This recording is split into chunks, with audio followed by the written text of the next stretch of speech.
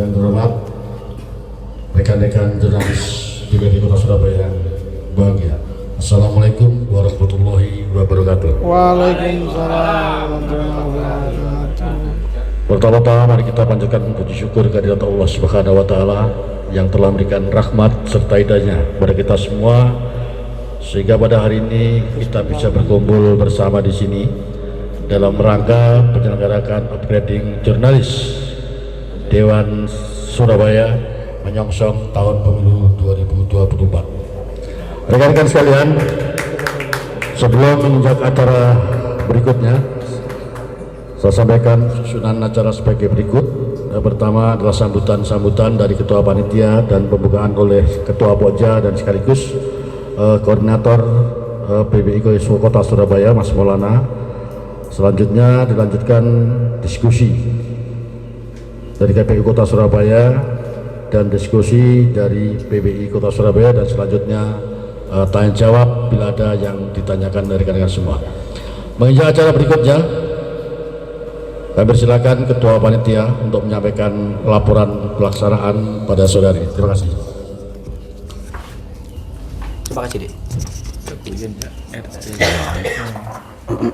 Gak mau lo, Rik. Ngadek lagi. Assalamualaikum warahmatullahi wabarakatuh. Yang terhormat Bapak Zubairi selaku Komisioner KPU Kota Surabaya. Yang saya hormati Bapak Ketua Pokja Wartawan DPRD Kota Surabaya, Bapak Maulana. Yang saya hormati Bapak Ekowi selaku Sekretaris PWI Jatim Jawa Timur. Wakil, maaf. Pertama-tama marilah kita panjatkan puja dan puji syukur atas kehadirat Tuhan Yang Maha Esa, yang mana telah melimpahkan rahmat serta hidayahnya sehingga kita semua dapat berkumpul dalam acara upgrading jurnalis Dewan Surabaya menyongsong tahun pemilu 2024 dengan tema Junjung Tinggi Profesi Jurnalis Demi Tegaknya Demokrasi.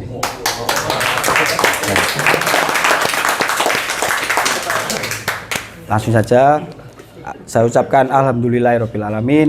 Terima kasih kepada Bapak Zubairi yang telah menyempatkan waktunya untuk jauh-jauh dari Surabaya ke Pasuruan untuk menghadiri acara teman-teman, dan terima kasih kepada semua teman-teman yang mau menyempatkan waktunya untuk acara hari ini. Ya, mungkin itu saja yang dapat saya sampaikan. Selebihnya saya mohon maaf. Wassalamualaikum warahmatullahi wabarakatuh. Terima kasih. Assalamualaikum warahmatullahi wabarakatuh. Waalaikumsalam warahmatullahi wabarakatuh. Alhamdulillah kita bisa berkumpul di tempat yang sejuk ini dalam kondisi sehat, dalam rangkaian acara sosialisasi atau upgrading jurnalis menyongsong tahun atau periode pemilu 2024. Temanya cukup menarik, mengenai peran serta media dalam menjunjung tinggi profesi jurnalis untuk tegaknya demokrasi. Sebelum kita buka acara ini, saya sedikit memberi gambaran bahwa kebiasaan yang terjadi ketika proses suksesi demokrasi itu ada terjadi konflik-konflik, baik konflik di tingkat masyarakat, di tingkat elit politik maupun di tingkat penyelenggara. Nah, disitulah peran kita sebagai jurnalis untuk sebisa mungkin menetralisir konflik-konflik yang terjadi, dan bahkan jangan sampai jurnalis menjadi sumber konflik. Yang kedua juga jangan sampai teman-teman jurnalis berkonflik sendiri. Kita sudah mengalami itu karena ada misi-misi politik identitas yang sehingga menimbulkan konflik di tingkat, bahkan sampai ke tingkat jurnalis. konflik yang semestinya terjadi di tingkat elit tapi dibawa sampai ke tingkat jurnalis secara personal. Makanya hari ini kita sengaja datangkan penyelenggara pemilu Pak Zubairi agar kita punya frame bahwa kerja-kerja jurnalis sangat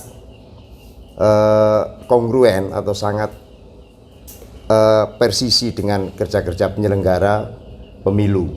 Nah, manakala kita sudah padu, insya Allah itu konflik yang terjadi tidak akan terjadi. Mungkin itu sedikit gambaran yang bisa nanti kita diskusikan. Dengan demikian acara ini saya buka dan bisa dimulai. Oke, terima kasih. Assalamualaikum warahmatullahi wabarakatuh. Eko. Arek itu be apa?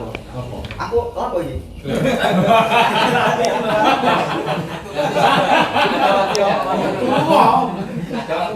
Durung apa-apa. Jawab salah ya. Siapkan pertanyaan yang sulit. Durung apa-apa wis aku lapo iki yo. Ya, assalamualaikum warahmatullahi wabarakatuh. Waalaikumsalam. Ya, kali ini saya akan memandu teman-teman semuanya untuk kita bersama-sama berdiskusi dengan di acara upgrading jurnalis Dewan Surabaya menyongsong tahun pemilu 2024. Nah, seperti yang sudah diketahui bahwa di sebelah kanan saya ini ada komisioner KPU Surabaya Divisi Sosdisli Parmas Bapak Zubairi, dan di sebelahnya lagi ada Bapak Eko Widodo selaku Wakil Sekretaris PBI Jatim. Nah, untuk yang pertama memaparkan materi mungkin saya kira akan lebih baik kalau Pak Zubairi dulu yang menyampaikan materi. Kayak Oke, sorry.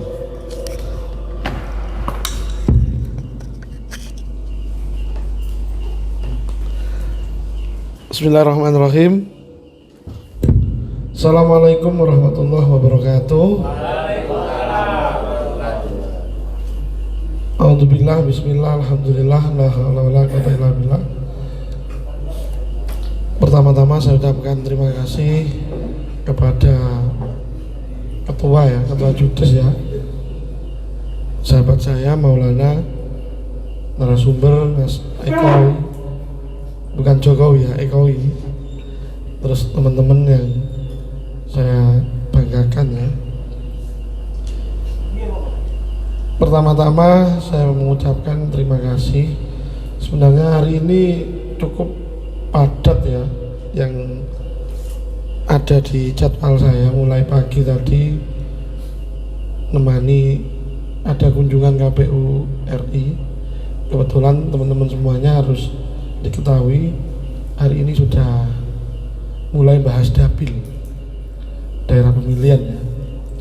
Jadi kalau bahasanya teman-teman itu dapil ini kan medan pertempuran. Siapa yang menguasai dapil, dia yang dipastikan akan menjadi pemenang. Jadi yang kedua, kebetulan tadi ada kunjungan, jadi ada beberapa hal yang perlu saya sampaikan terkait upgrading ya. Pertama, sebenarnya mulai Oktober kemarin itu sudah ada beberapa tahapan peririsan. Jadi ini kalau saya lihat puncaknya kesibukan itu ada di Oktober, November, Desember. Jadi Oktober kemarin itu sudah mulai tahapan pantarlih ya, pemutakhiran data pemilih, terus sudah pembahasan dapil, dan November ini paling padat-padatnya itu ada tahapan rekrutmen badan ad hoc. Jadi perlu disampaikan per jam 4 tadi orang yang sudah daftar PPK itu sudah mencapai 1.250.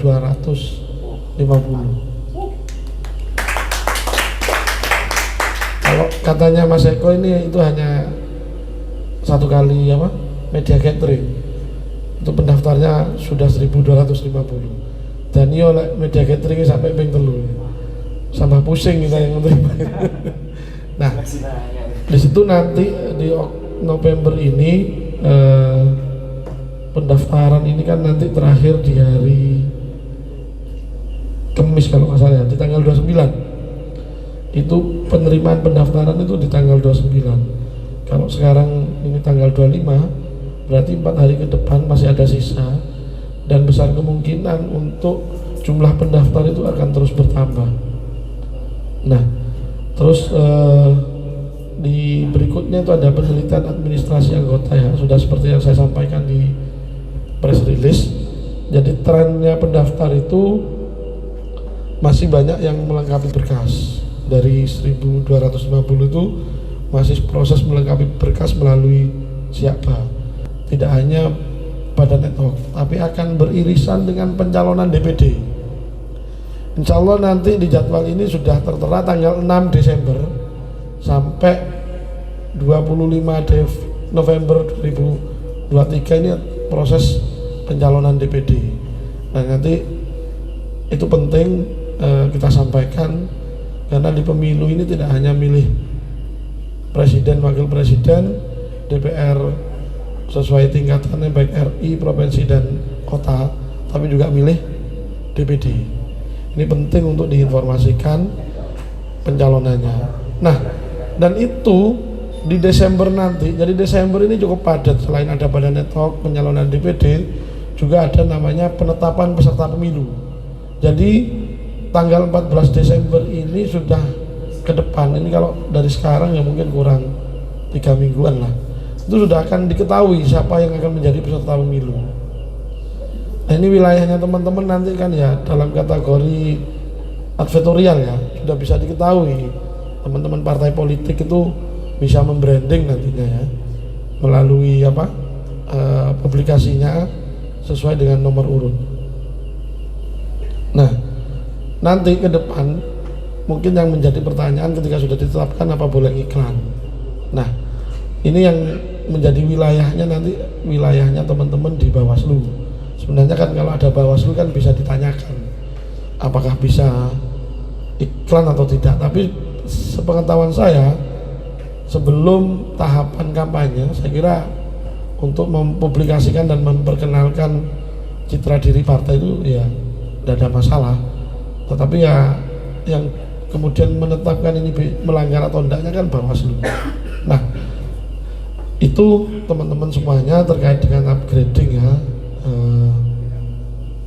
tahapan-tahapan yang berhimpitan mulai dari Oktober itu ada dapil sampai hari ini masih berjalan sampai 9 Februari, dan di November itu ada rekrutmen badan ad hoc, dan Desember itu ada pencalonan DPD, ada penetapan peserta, dan juga ada nanti penetapan badan ad hoc. Nah untuk pencalekan atau pencalonan DPRD kota terutama itu kapan? Itu sudah terjadwal di sini, nanti ada di tanggal 24 April 2022. Jadi itu nanti mulai pencalonan ya DPRD kota, diantaranya itu mulai 24 April 2022 sampai 25 November. Nah terus berikutnya kapan terkait pencalonan presiden? Itu nanti masih lama, di bulan Oktober 2023.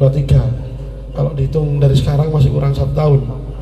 Itu pencalonannya itu mulai 19 Oktober 2023 sampai 25 November 2023. Nah itu teman-teman ya sedikit antaran untuk mungkin bisa nanti kita diskusikan terkait tahapan-tahapan yang krusial menurut saya, karena memang pemilu ini kan nanti ya memilih presiden, memilih dewan berjenjang mulai RI, provinsi dan kota, dan memilih DPD, dan termasuk diantaranya dapil.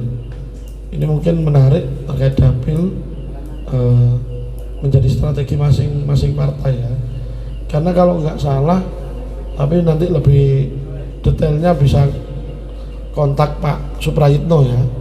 Hari ini sudah mulai uji publik dapil. Itu dapilnya apa masih tetap atau ada perubahan, itu nanti bisa secara detailnya melalui Pak Suprayitno selaku divisi teknis dan penyelenggara. Tapi kalau saya lebih pada penetapan dapil ini menjadi isu yang seksi, karena ketika nanti dapil berubah, terutama teman-teman dewan itu kan juga memikirkan dan harus punya strategi yang baru terkait pemenangannya. Nah, yang paling akhir nanti teman-teman semuanya terkait dengan apa ya yang ada di saya, divisi Sosdikli Parmas. Selain tahapan Badan Tetok, tentunya nanti kami juga akan melakukan sosialisasi ya dan media gathering sesuai jadwal yang saya jadwalkan. Insya Allah akan ada media gathering lagi nanti di bulan Desember tanggal 7. Ini agenda yang saya untuk di kota. Kalau kemarin yang terundang kan di provinsi ya, harapan saya kan ikut dua-duanya, provinsi ikut, kota ikut. Tetapi ojo gegeran, yo gantian, karena kotanya kan memang terbatas. Nah, itu selain sosialisasi juga nanti kita di tanggal 29 ini akan ada kader pembekalan kader desa peduli pemilu dan pemilihan di Pakal ya, karena memang di Pakal itu menarik. Ada Pakal itu masuk kategori tingkat partisipasi masyarakat yang tertinggi se-Surabaya di Pilwali kemarin, Pilwali 2020. Tapi masih ada beberapa kelurahan yang itu tingkat partisipasinya rendah. Nah, dan menariknya lagi, Pakal ini kan berdekatan dengan, secara geografis berdekatan dengan Gresik. Nah, ini yang menjadi bahasan kami, konsentrasi kami, tapi semuanya bermuara pada peningkatan partisipasi masyarakat. Dan bagi saya paling terpenting itu kan peran serta teman-teman media ya. Saya pernah cerita ke teman-teman termasuk ke ketua ya, awal mulanya kok muncul media gathering, media briefing. Itu kan produk 2018 waktu Pilgub ya. Ketika kita ditanya oleh pimpinan waktu itu, apa media gathering, media briefing, saya pulang itu sempat bingung. Tapi kan pada intinya ya setidaknya saya pingin itu ada sudah apa ya, mata anggaran yang ketika memang kita butuh wartawan itu ada, gak mengada-adakan. Karena kalau diada-adakan itu kan konsekuensinya panjang lah, jadi temuan dan lain sebagainya. Akhirnya lah nemu ketika waktu diskusi sama Mas Gogot waktu itu, intinya gini, kalau media gathering itu kita sampaikan tahapan. Semisal besok mau tahapan pencalonan DPD ya, kalau waktu itu Pilgub pencalonan ya kita media gathering. Seperti Pilwali kemarin mau pencalonan wali kota ya, kita media gathering. Kebetulan Mas Tris ini kan yang gawangi. Kita sampaikan tahapannya biar teman-teman itu nggak bolak-balik takon. Itu. Nah, kalau media briefing itu kita memang adakan post media briefing itu ketika ada pimpinan kita baik dari KPU RI ataupun KPU provinsi yang pingin ketemu teman-teman wartawan di Surabaya. Jadi pos anggarannya itu ada udah, dan nggak mengada-adakan. Nah, itu yang menjadi pembeda. Jadi kalau semisal teman-teman diundang media gathering itu ya juga terkait tahapan, tapi kalau media briefing kemungkinan besar itu terkait informasi terkini, seperti isu-isu terkini kayak kemarin waktu 2020 Pilwali coklit kan, itu Mas Arief Budiman minta ketemu wartawan, itu sudah kita ada.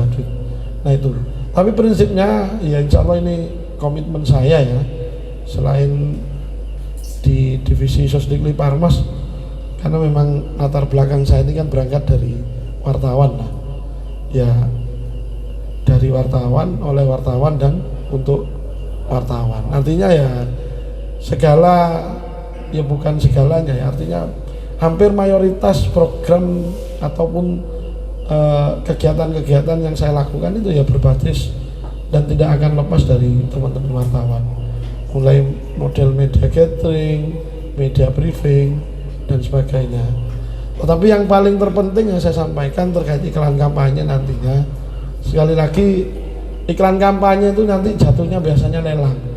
Kalau sudah lelang, kita itu di KPU Kota Surabaya itu sudah gugur kewajiban hanya menyerahkan materi. Kalau saya semisal pemenang lelangnya Mas Arif, saya tidak bisa kemudian mengintervensi Mas Arif, karena Mas Arif ini ya sudah, yang saya menang ya saya, apa kata saya. Dan ini yang menjadi kelemahan, akhirnya mereka memberikan harga yang sakarepe dhewe. Tapi kalau kita melakukan penunjukan, itu keliru besar. Konsekuensinya hukum, karena memang harus lelang, anggarannya di atas 200 rata-rata. Iklan kampanye ini karena besar itu karena perkaliannya yang 14 hari itu, Mas Eko ya. Nah itu yang menjadi dilematis kita. Ya kadang kalau berdasarkan pengalaman di Pilgub, komunikasinya kita dengan pemenang lelang itu baik, ya akhirnya tidak ada masalah. Tapi waktu itu di pemilu 2019, waktu saya megang di KPU Provinsi itu, dengan pemenangnya yang dalam tanda kutip agensinya yang amatiran, ya kita sampai kejar-kejaran ke Jogja waktu itu. Ada beberapa teman-teman, ini Cak Wanto ini juga mengalami, itu belum terbayarkan, sementara pemenangnya udah minggat ke Jogja. Nah itu yang menjadi pikiran kita ya di KPU. Sebenarnya kita ingin berbagi, tetapi ketika ada regulasi yang memastikan kita untuk tidak sembarangan, apalagi penunjukan langsung, ini menjadi masalah, dan saya nggak berani untuk ambil resiko seperti itu. Nah, dan yang paling akhir bagi saya teman-teman tentunya nanti mohon bantuannya ya, terutama publikasi, karena di grup sudah hampir, kalau memang ada kegiatan-kegiatan kami share ya. Nah ini jujur saja ya, saya telaten ya copy paste berita yang sudah terbit, itu saya laporan ke KPU Provinsi sama Bako Humas RI. Hampir setiap kali ngangkat berita itu nggak ada yang di bawah 10, 13, 23 link kadang. Ini yang menjadikan kami ya di Surabaya itu cukup terbantukan oleh teman-teman semuanya. Tepuk tangan untuk kita semua ya. Saya kira itu teman-teman semuanya, kalau terlalu panjang nanti nyanyinya nggak akan datang-datang. Saya kira cukup, kurang lebihnya mohon maaf. Sebelum saya kembalikan ke moderator, saya akhiri. Ihdinas siratal mustaqim, wallahul muwaffiq ila aqwamit thoriq. Assalamualaikum warahmatullahi wabarakatuh. Ya, paparan yang sangat menarik ya teman-teman, terkait masalah sosialisasi dan tahapan-tahapan yang akan dijalani oleh KPU Surabaya. Dan ya kita langsung saja ke pemateri kedua, kali ini dari Pak Eko Wi, yang akan menyampaikan bagaimana jurnalis ini harusnya bekerja di tengah Tekanan. pemilu, perhelatan pemilu ya. Oke ya. Tangan naik. Oke, kita ini ya, kita mulai. Assalamualaikum warahmatullahi wabarakatuh.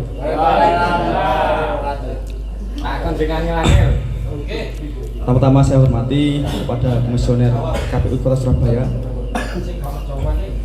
kepada para teman-teman ya, para pemimpin redaksi, terutama para Nusantara ini hadir, Bapak Anto. Rayuan. Juga kapten tim futsal U40 ya, Bapak Arif, yang juga pemret Inews. Baik ya, teman-teman, tidak banyak yang saya sampaikan karena waktu kita juga terbatas. Nanti kita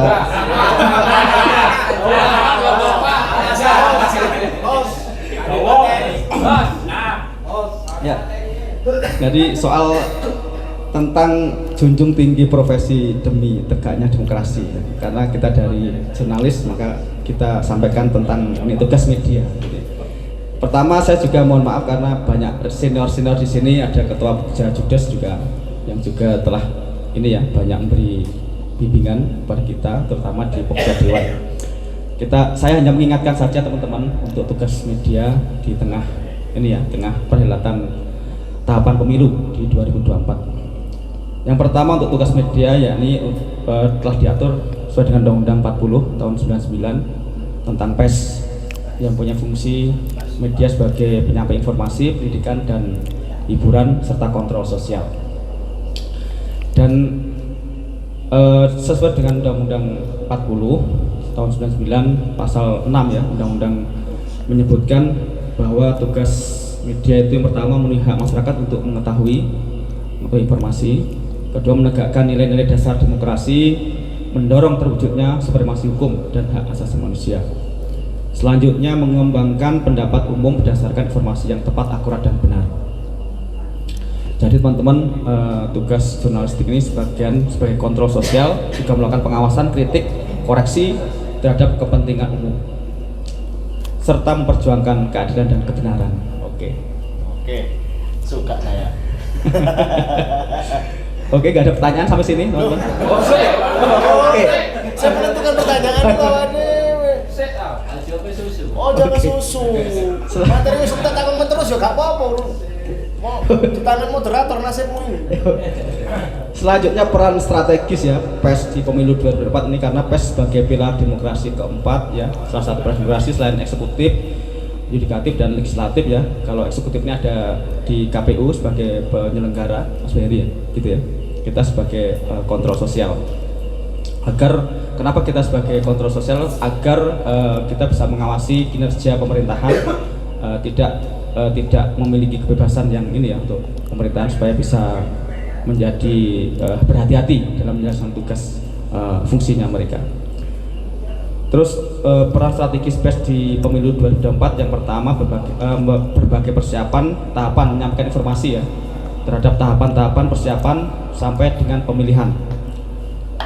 Kedua, sebagai dinamika politik dan sebagai pemersatu bangsa, mencegah polarisasi di masyarakat, karena biasanya terjadi berbeda pendapat, berbeda pandangan, pilihan, persepsi, sehingga menyebabkan ada gesekan-gesekan di tengah-tengah masyarakat. Nah, tugas fungsi PES ini untuk ini ya, mempersatu, tidak seperti apa, memperkeruh atau menyebabkan gesekan-gesekan ini menjadi besar, atau itu hanya untuk meredam fungsinya agar tidak terjadi gesekan.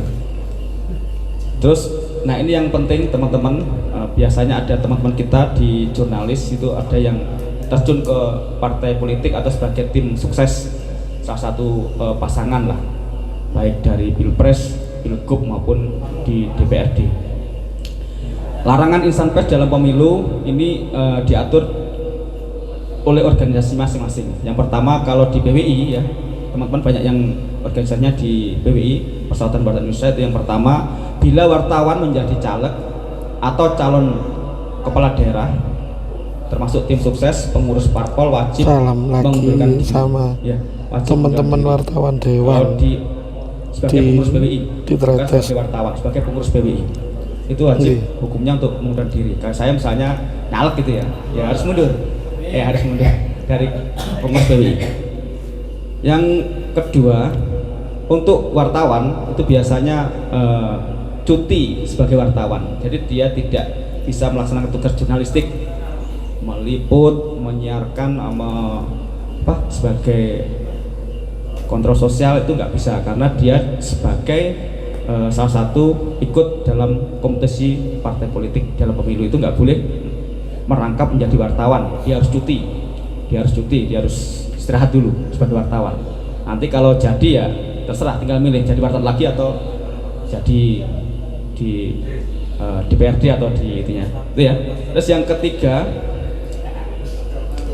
ini ada pilihan terpilih otomatis keluar dari profesi sebagai wartawan, itu dari PWI ya. Terus ini yang terakhir teman-teman, karena tidak banyak kita yang sampaikan hari ini ya, imbauan Dewan Pers 2018 kemarin kepada wartawan yang menjadi caleg, tim sukses itu ya tadi wajib cuti, dan lebih terhormat lagi kalau mengundurkan diri. Kalau tadi wajib cuti itu yang biasa, yang lebih terhormat lagi kalau dia mengundurkan diri supaya tidak ada kepentingan dalam melaksanakan tugas jurnalistik dan sebagai calon legislatif.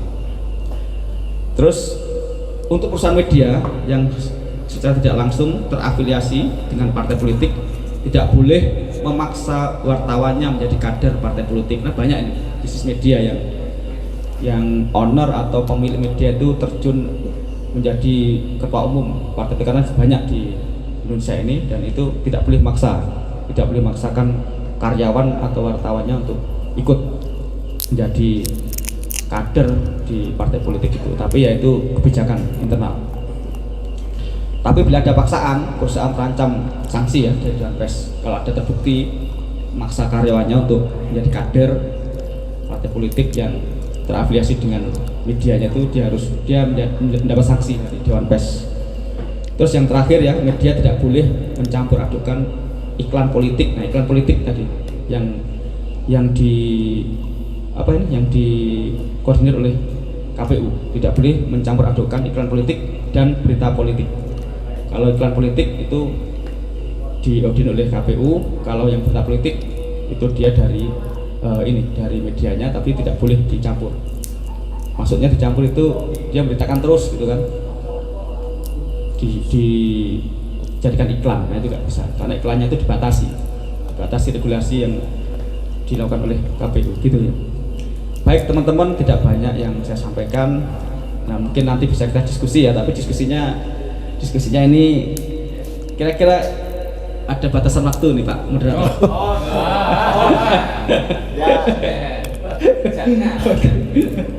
Baik teman-teman, demikian tadi yang dapat saya sampaikan. Akhir kata, wabillahi taufiq wal hidayah. Wassalamualaikum warahmatullahi wabarakatuh. Waalaikumsalam warahmatullahi wabarakatuh. Ya, sekali lagi beri tepuk tangan yang meriah buat kedua narasumber kita pada malam hari ini.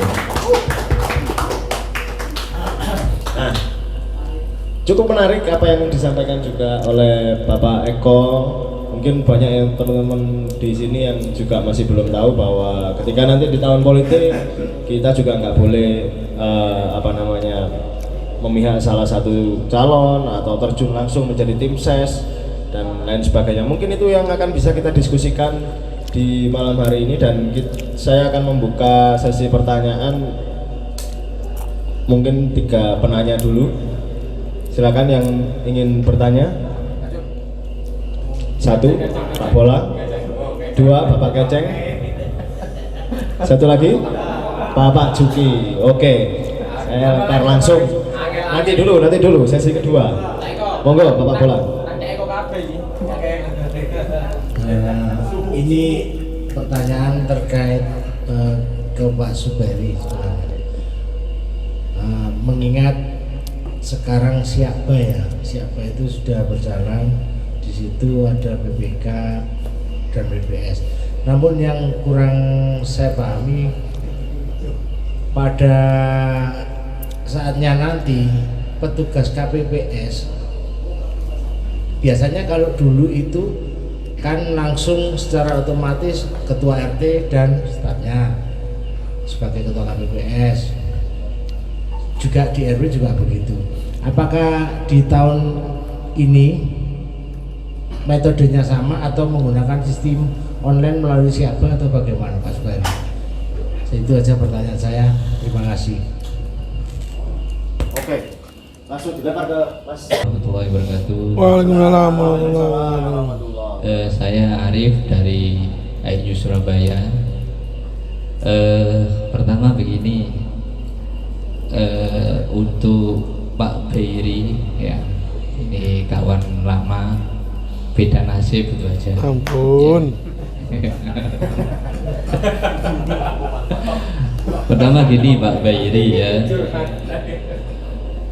dalam tahapan pemilu kan upgrade juga sih sebenarnya, kita kepengen bagaimana sih aturan atau upgrade tahapan-tahapan pemilu untuk caleg gitu loh. Apa sih kemudian yang diperbolehkan dan yang tidak. Terus yang kedua, yang terbaru itu ada ndak aturan atau untuk caleg, bukan untuk itunya ya, ada ndak yang terbaru yang mungkin bisa kita sosialisasikan? Yang kemudian untuk Pak Eko, ini idola saya ya, meskipun mainnya menjadi striker. Ya. Begini Pak Eko, ada satu rilis yang saya terima sebenarnya cukup menarik untuk kita bahas ya. Pertama mengenai batasan kita itu kan diperbolehkan untuk mempublish atau menggali sedetail mungkin ya seorang sosok ya, termasuk hal yang pribadi ya kan, tidak hal seperti ini kan saya baca itu. Yang pertama, batasan pribadinya itu seperti apa ya, karena itu perlu garis gitu loh. Yang kedua, ada kaitan dengan undang-undang IT ya, bagaimana kita bisa menjaga dengan kebenturannya dengan undang-undang IT ini gitu loh. Kalau persoalan pribadi, karena di sini jelas ditulis bahwa diperbolehkan ya untuk menggali bahkan pada persoalan pribadi si tokoh gitu loh. Apakah kalau kita menggali tokoh sedetail pribadi atau apapun, bisa enggak kemudian kita itu terjerat oleh undang-undang IT meskipun kita punya undang-undang pers gitu. Tapi realnya bahwa undang-undang IT itu lebih fenomenal dan hukumannya lebih besar itu kalau nggak salah. Makanya kita batasannya itu seperti apa. Apalagi gini, di era medsos ini sangat luar biasa Pak Eko gitu loh ya. Selanjutnya kan begini, orang itu kadang ya, orang kadang tahu berita, tapi untuk membedakan berita apa sih sebenarnya berita itu kan juga bingung itu kita gitu loh. Makanya kan saya juga kepengen petunjuk dari Pak Eko supaya jelas ini saya posisinya begitu. Tak kira untuk saat ini cukup ini, nanti bisa kita lanjut lagi setelah ini. Terima kasih. Assalamualaikum warahmatullahi wabarakatuh. Waalaikumsalam. Tujukan kepada perwakilan PWI karena adanya di sini wakil sekretaris PWI Jatim ya sudah hanya kepada Bapak Eko.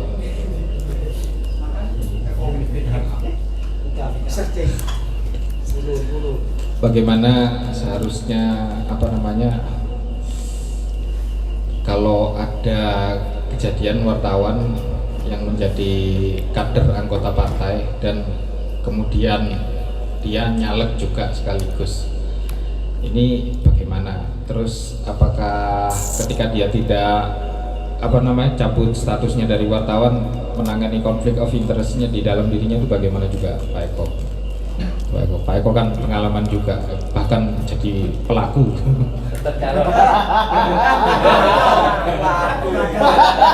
mantan pelaku, mantan calon. Sekian, terima kasih. Oke. Luar biasa ya. Terutama yang ditujukan untuk Bapak Eko. Yesus. Untuk ya kita langsung saja dijawab Pak Bairi untuk pertanyaannya Pak Bolang dan Mas Arif. Monggo. Ya, terima kasih teman-teman semuanya ya. Pertama dari Pak Bolang ya. Untuk Siakba ini hanya menjangkau PPK dan PPS. Jadi nanti masih ada yang namanya Pantarleh, petugas pemutahiran data pemilih, KPPS, dan petugas ketertiban ya. Nah, saya sendiri tidak bisa membayangkan beban servernya ya. Yang PPK aja ini barusan update ya. Di Bondowoso, sekelasnya Bondowoso itu, pendaftarnya itu sudah 1176. Probolinggo kabupaten itu 1115. Nah, ini saya tadi sempat bisik-bisik sama Mas Arif, ini kok apa ini orang memang pingin jadi volunteer ya, atau memang butuh pekerjaan? Kalau kemudian memang analoginya pingin jadi volunteer itu berarti pingin belajar kepemiluan, pingin terlibat aktif dalam pemilu. Tetapi kalau ini kemudian linear dengan pengangguran, ini kan ya Surabaya sudah 1250. Nah, jadi yang katanya Mas Arif tadi, kalau seperti itu mereka kalau sudah punya pekerjaan ngapain capek-capek bingung-bingung daftar PPK, karena itu juga berbiaya. Maksudnya berbiaya tidak ditarik oleh KPU, tetapi berbiaya yang melekat, seperti minimal nyiapkan materai. Materai itu kalau nggak salah ada 20.000 ya, kan nggak ada materai 6.000 kan nggak ada sekarang. Ngurus surat keterangan sehat, kalau di puskesmas itu kalau nggak salah yang lengkap dengan tekanan darah sama kadar gula itu 25. Artinya dia sudah mengeluarkan uang kurang lebih sekitar 50 lah. Artinya kan daripada mengeluarkan uang 50.000 kurang lebih itu, belum fotokopi itu kan. Nah, belum nyetak foto, kan pakai uang semua. Perjalanan nyetak foto, fotokopi dan lain sebagainya. Daripada capek-capek seperti itu kok ini banyak. Nah, pertanyaan yang menarik ini ya, apa yang disampaikan Mas Arif ini, jangan-jangan pengangguran itu juga lagi butuh cari pekerjaan, dan ini dimaknai info lowongan pekerjaan. Nah ini kan ya, ini sekedar diskusi ya, jangan dikutip ya. Nah itu yang pertama Pak Bolang ya, untuk KPPS itu tidak bisa online, hanya karena yang di undang-undang itu yang membentuk KPPS itu adalah PPS. Kita hanya melakukan pendaftaran atau rekrutmen secara online itu sampai PPS saja, PPK PPS. Mas Arif ya untuk upgrading ya nantilah. Untuk caleg ini masih belum waktunya, sekarang ini masih waktunya pendaftaran partai politik ya. Tadi kan sudah disampaikan bulan April kalau nggak salah itu untuk upgrade caleg. Nah tentunya kan harapan saya nanti juga kita bisa diskusi terkait hal-hal seperti ini. Ya yang pasti kan kalau caleg ini barang yang merupakan milik partai. Jadi kita tidak bisa kemudian menyereti kunci terlalu seret, karena memang ini barangnya partai, bukan barangnya KPU.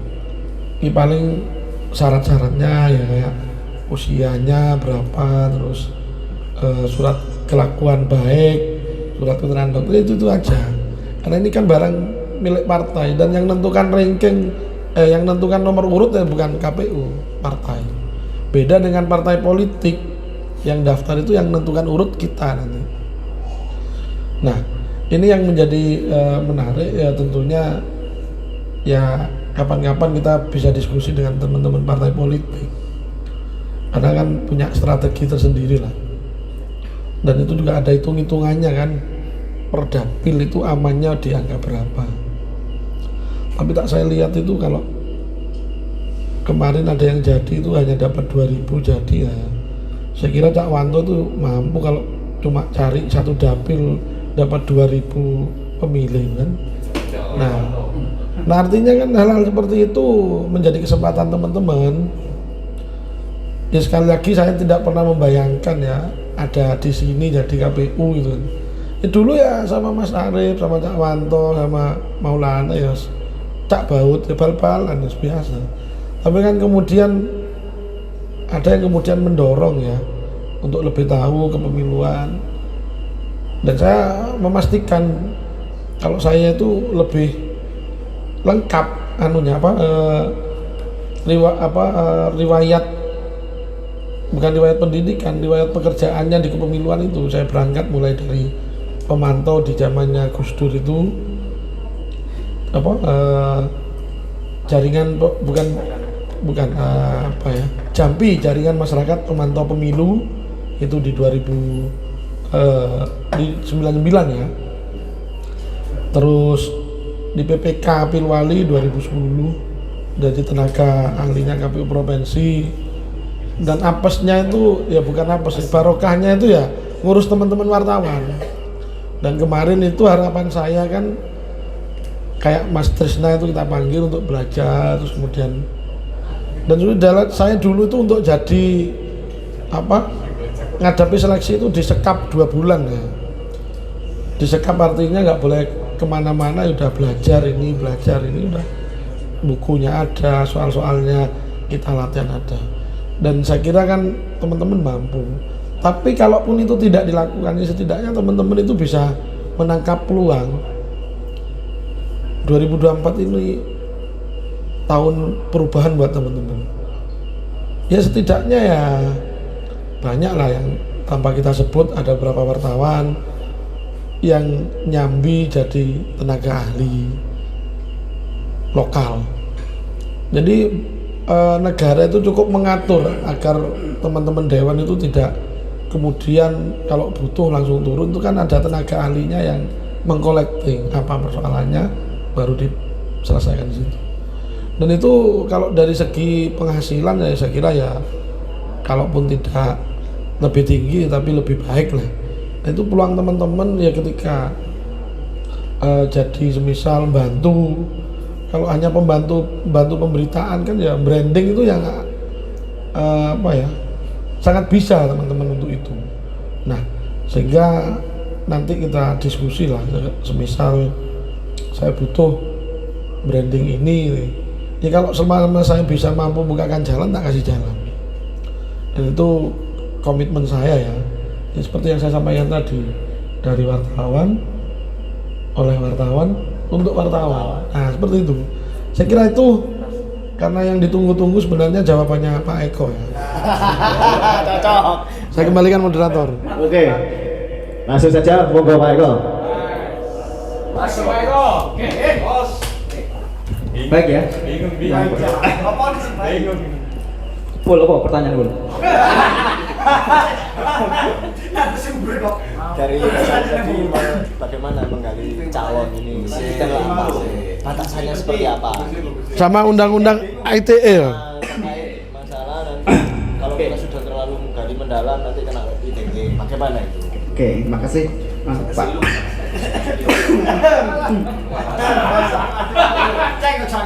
Makasih ya Pak Andi, Bapak Arif senior kita juga di futsal 40 Perbanas kemarin. Ya. Soal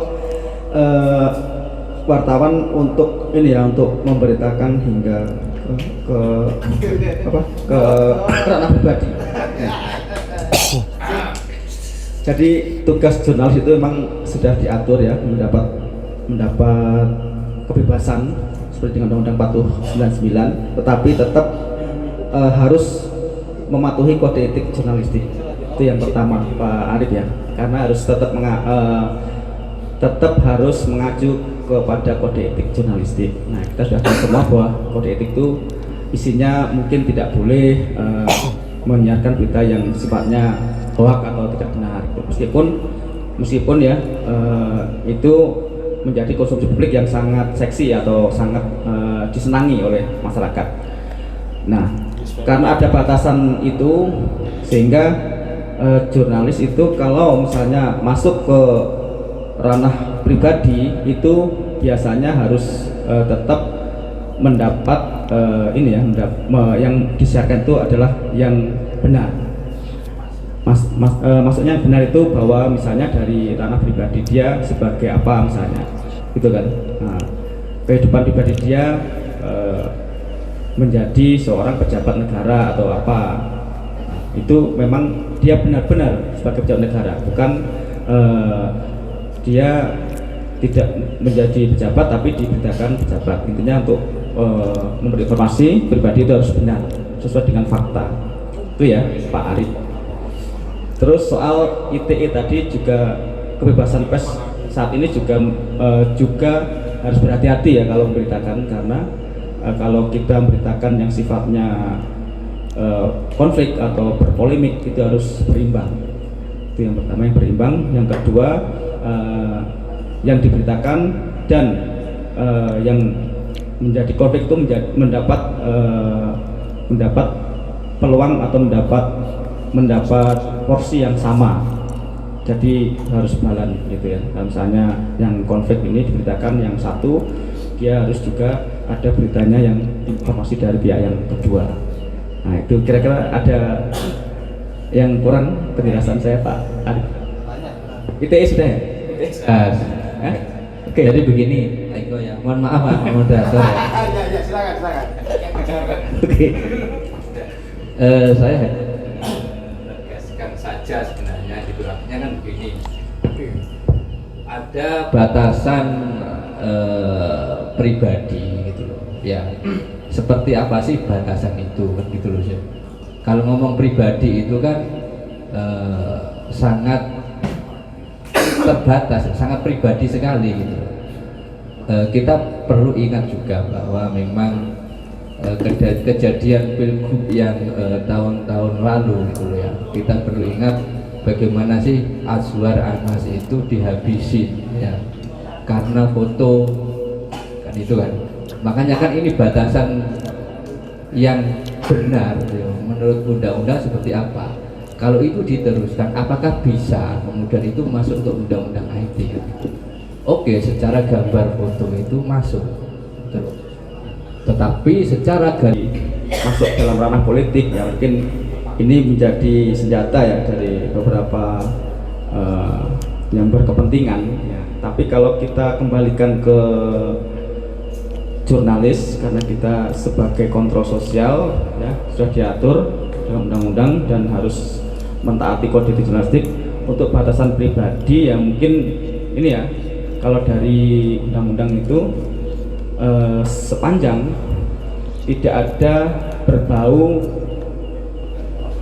misalnya ada berbau seksologi atau berbau yang ada kaitannya soal ini apa nih, enggak yang ini yang tidak boleh pornografi ya betul ceng ini tidak boleh batasan pribadi sepanjang tidak ada bau pornografi karena sudah diatur dalam kode etik jurnalistik gitu. Seandainya pun ada nah itu sudah di luar dari tugas dan fungsi sebagai jurnalis. Nah ini bisa masuk ke ranah misalnya undang-undang ITE karena diatur sudah masuk ke dalam pribadi tidak boleh berbau pornografi. Tuh, ceng. Jangan. Terus untuk Pak Marsuki yang ofisial ya 40 Mas ya, soal wartawan yang terjun ke partai politik. Nah ini memang kita dari undang-undangnya jelas ya, di Undang-Undang 40 tidak diperbolehkan ya, harus tidak diperbolehkan ya kalau di Undang-Undang 40, dan di Dewan Pers juga tidak boleh, harus cuti ya atau mengundurkan diri. Kalau seandainya ada wartawan yang mencalonkan diri sebagai calon anggota DPRD ya, nah kalau dia sebagai anggota organisasi atau pengurus organisasi dia harus mundur. Nah contohnya saya kemarin kan pernah terjun ya ke partai politik karena saya tidak menjadi anggota organisasi pengurus ya, hanya anggota pengurus kan. Saya tetap mencalonkan diri ya kemarin ya, insya Allah ya alhamdulillah nggak jadi kemarin karena orang dukungan. Kita kembali ke media. Nah di malam-malam yang akan datang dengan narasumber yang sama ataupun yang berbeda, saya moderator Terakhir. Jadi ini apa ya, bukan closing statement ya, tapi minta bantuan teman-teman ya. Jadi pemilu itu kan tidak hanya tanggung jawab penyelenggara KPU, Bawaslu, bukan juga tanggung jawab teman-teman wartawan termasuk organisasinya, tapi juga tanggung jawab seluruh elemen bangsa ya. Dan diantaranya itu adalah pemerintah kota. Nah ini berdasarkan pengalaman di Pilwali kemarin, pemerintah kota itu kan ya apa ya, entah itu kesulitan atau seperti apa untuk menyiapkan sekretariat. Sekretariat itu per kecamatan 3, personilnya 3. Nah, ini saya minta nanti dorongan dari teman-teman lah, mengingatkan bahwa pemenuhan sekretariat itu penting, karena sekretariat itu kemudian yang mengatur dalam hal keuangan. Kan nggak mungkin kalau teman-teman PPK dibawain uang ya, kalau kabur kan kacau. Kalau yang sekretariat itu kan permanen, gitu, adalah pegawai yang di kecamatan itu. Nah, ini kan terkadang dari Pemkot itu bukan tidak terpenuhi, tapi agak lambat ya untuk memenuhi sekretariat, baik itu sekretariat PPK ataupun PPS, karena juga mungkin butuh waktu meneliti sanksinya dan lain sebagainya seperti itu. Sehingga memang betul-betul orang yang dikeluarkan oleh Pemkot itu adalah orang-orang yang dalam tanda kutip nggak punya masalah. Nah, ini kan nanti mungkin saya mungkin akan bikin rilis lah. Nanti harapan saya ya itu menjadi pengingat kita bersama bahwa pemilu ini menjadi tanggung jawab kita semua. Saya kira itu, kurang lebihnya mohon maaf, saya kembalikan ke moderator. Oke. Terima kasih Mas Berry. Mungkin ya teman-teman bisa juga kita bersinergi terus lah dengan KPU Kota Surabaya. Pak Eko mungkin barangkali ada closing statement mungkin. Mas, saya lagi ngisi materi. Ada Pak Eko? Belum? Monggo. Iya. Nanti Cukup. telepon. Oh, cukup. Ya. Ini lagi sama teman-teman. Ya baik. Terima kasih. Isi materi sosialisasi. Narasumber kita berdua pada malam ini. Malam ini sungguh luar biasa sekali dan kita juga mendapatkan banyak ilmu yang bisa kita aplikasikan nanti ketika di pemilu 2024. Terima kasih. Saya moderator. Saya akhiri. Assalamualaikum warahmatullahi wabarakatuh. Waalaikumsalam warahmatullahi wabarakatuh. Halo. Ya Mas. Hah?